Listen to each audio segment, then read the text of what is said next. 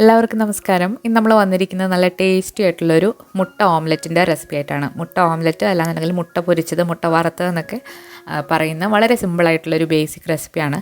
ഇതെല്ലാവർക്കും പൊരിക്കാൻ അറിയാവുന്നതാണെങ്കിൽ കൂടി ഇതിലേക്ക് കുറച്ചുകൂടെ എക്സ്ട്രാ ഇൻഗ്രീഡിയൻസ് ഒക്കെ ചേർക്കുമ്പോൾ നല്ല ടേസ്റ്റി ആയിട്ട് മുട്ട പൊരിച്ചത് കിട്ടും.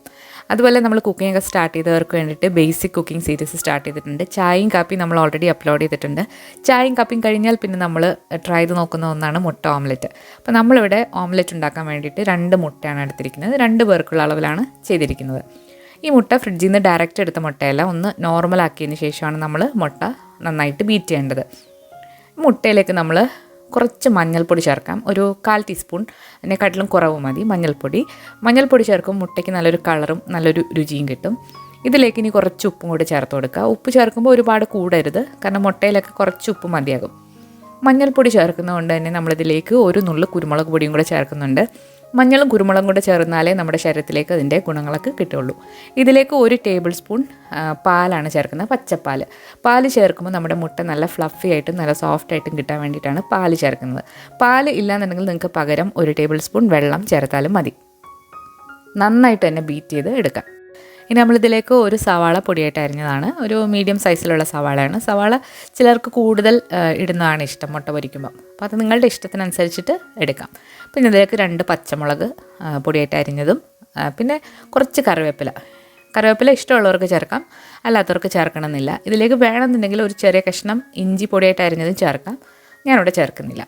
നന്നായിട്ട് ബീറ്റ് ചെയ്ത് കൊടുക്കാം. അപ്പോൾ നന്നായിട്ട് ബീറ്റ് ചെയ്തെടുത്ത് ഇനി ഇതിലേക്ക് നമ്മളൊരു 3 ടീസ്പൂൺ തേങ്ങ ചിരകിയതും കൂടെ ചേർക്കുന്നുണ്ട്. ഇത് ഓപ്ഷണലാണ്, ഇഷ്ടമുള്ളവർക്ക് ചേർത്താൽ മതി. ഇതെല്ലാം കൂടി ചേർത്തിട്ട് നന്നായിട്ട് ബീറ്റ് ചെയ്ത് എടുക്കാം. നന്നായിട്ട് ബീറ്റായി വന്നിട്ടുണ്ട്. ഇനി നമുക്കിത് ഫ്രൈ ചെയ്തെടുക്കാം. അതിന് വേണ്ടിയിട്ട് ഒരു തവ വെച്ചിട്ടുണ്ട്. ഇതൊരു ഇരുമ്പിൻ്റെ തവയാണ്. ഇരുമ്പിൻ്റെയോ നോൺ സ്റ്റിക്കിൻ്റെയോ ഏത് തവ വേണമെങ്കിലും എടുക്കാം. അപ്പോൾ നമ്മൾ ഇരുമ്പ് തവയിലൊക്കെ എപ്പോഴും മുട്ടയൊക്കെ പൊരിക്കുകയാണെന്നുണ്ടെങ്കിൽ തവ നന്നായിട്ട് സീസണായി കിട്ടും. നമ്മൾ ദോശയൊക്കെ പിന്നെ ഉണ്ടാക്കുമ്പോൾ വളരെ ഈസി ആയിട്ട് ഇളകി വരുന്നത് കാണാം. അതുപോലെ ഈ ഇരുമ്പ് തവ എപ്പോഴും അങ്ങ് കഴുകരുത്, നന്നായിട്ട് തുടച്ച് വൃത്തിയാക്കി വെക്കുക. നന്നായിട്ട് ചൂടായി കിടക്കുന്ന തവയിലേക്ക് നമ്മൾ മുട്ട ചേർത്തിട്ട് അടച്ചു വെച്ച് വേവിക്കാം. മീഡിയം ഫ്ലെയിമിലിട്ട് നമുക്കിത് അടച്ചു വെച്ച് വേണം കുക്ക് ചെയ്യാനായിട്ട്. മുട്ടയൊക്കെ പൊരിക്കുമ്പോൾ അടച്ചു വെച്ചിട്ട് കുക്ക് ചെയ്യുമ്പോഴാണ് നല്ല ഫ്ലഫി ആയിട്ടത് കിട്ടുന്നത്. 2 മിനിറ്റ് നമ്മളിത് അടച്ചു വെച്ച് വേവിച്ചതിന് ശേഷം നമുക്കിത് തിരിച്ചിട്ട് കൊടുക്കാം. തിരിച്ചിടുമ്പോൾ ആദ്യം എല്ലാ സൈഡിൽ നിന്നും ഒന്ന് ഇളക്കി കൊടുത്തിട്ട് പതുക്കെ തിരിച്ചിടാം. അപ്പോൾ നന്നായിട്ട് കുക്കായതിന് ശേഷം മാത്രം തിരിച്ചിട്ട് കൊടുക്കുക, അല്ലാന്നുണ്ടെങ്കിൽ ചിലപ്പോൾ പൊട്ടിപ്പോകാനുള്ള സാധ്യതയുണ്ട്. അപ്പോൾ ഞാനിവിടെ തിരിച്ചിട്ട് കൊടുത്തത് കുറച്ചൊന്ന് പൊട്ടിപ്പോയിട്ടുണ്ട്. അപ്പോൾ നന്നായിട്ട് കുക്കാകണം തിരിച്ചിടുന്നതിന് മുന്നായിട്ട്. വീണ്ടും അടച്ചു വെച്ച് നമുക്ക് ചെറുതീലിട്ട് ഒന്ന് കുക്ക് ചെയ്തെടുക്കാം. അടച്ചു വെക്കുന്നത് വളരെ ഇമ്പോർട്ടൻ്റ് ആണ്, എങ്കിൽ മാത്രമേ മുട്ട നല്ല സോഫ്റ്റായിട്ട് കിട്ടത്തുള്ളൂ. അപ്പോൾ വളരെ ഈസി ആയിട്ട് ചെയ്യാൻ പറ്റുന്ന നല്ല രുചിയുള്ള മുട്ട ഓംലെറ്റ് ഇവിടെ റെഡി ആയിട്ടുണ്ട്. എല്ലാവരും ഒന്ന് ട്രൈ ചെയ്ത് നോക്കുക. അതുപോലെ നമ്മൾ ബേസിക് കുക്കിംഗ് സീരീസിലെ റെസിപ്പീസ് എല്ലാം പ്ലേലിസ്റ്റിൽ ആഡ് ചെയ്യുന്നതാണ്. അപ്പോൾ നിങ്ങൾക്ക് നോക്കാനുള്ള എളുപ്പത്തിന് വേണ്ടിയിട്ടാണ്. അതുപോലെ കഴിഞ്ഞ ദിവസം നമ്മളൊരു വ്ളോഗ് അപ്ലോഡ് ചെയ്തിട്ടുണ്ടായിരുന്നു. അതുപോലെ തന്നെ കാപ്പിയുടെ റെസിപ്പിയും അപ്ലോഡ് ചെയ്തിട്ടുണ്ടായിരുന്നു. ഒത്തിരി ലേറ്റ് ആയിട്ടാണ് അപ്ലോഡ് ചെയ്തത്.